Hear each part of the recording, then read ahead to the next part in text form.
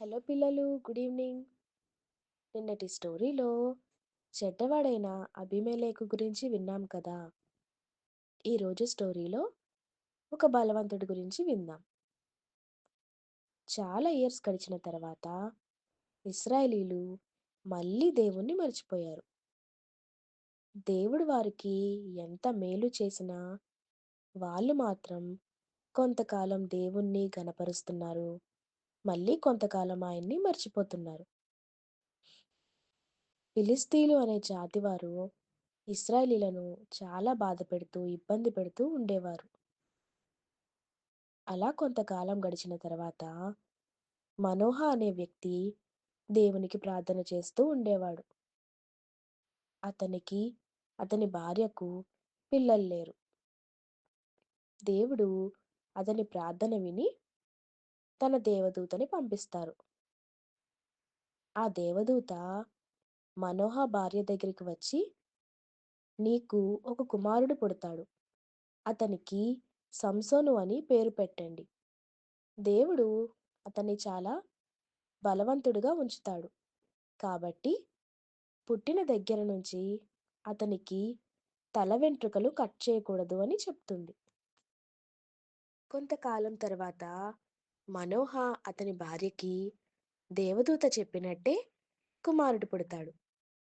అతనికి సంసోను అని పేరు పెడతారు. సంసోను పెద్దవాడవుతాడు. చాలా బలవంతుడిగా ఉంటాడు. దేవుడు అతన్ని ఆశీర్వదిస్తాడు. సంసోనుకు ఎంత బలం ఉందంటే, ఒకరోజు సంసోను అరణ్యం వైపు వెళ్తున్నప్పుడు ఒక పెద్ద సింహం అతని మీదకి వస్తుంది.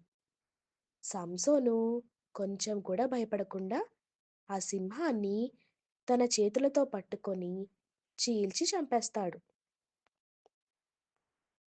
ఇశ్రాయేలీలను ఎంతో బాధపెడుతున్న ఫిలిష్తీయులను ఒక్కడే చాలా ఫైట్ చేసి ఓడిస్తాడు. ఫిలిష్తీయులు చాలా భయపడి ఎలా అయినా సంసోన్ను ఓడించాలి అని ప్లాన్స్ వేశారు. సంసోనుకు దెలీలా అనే ఒక అమ్మాయి పరిచయం అవుతుంది.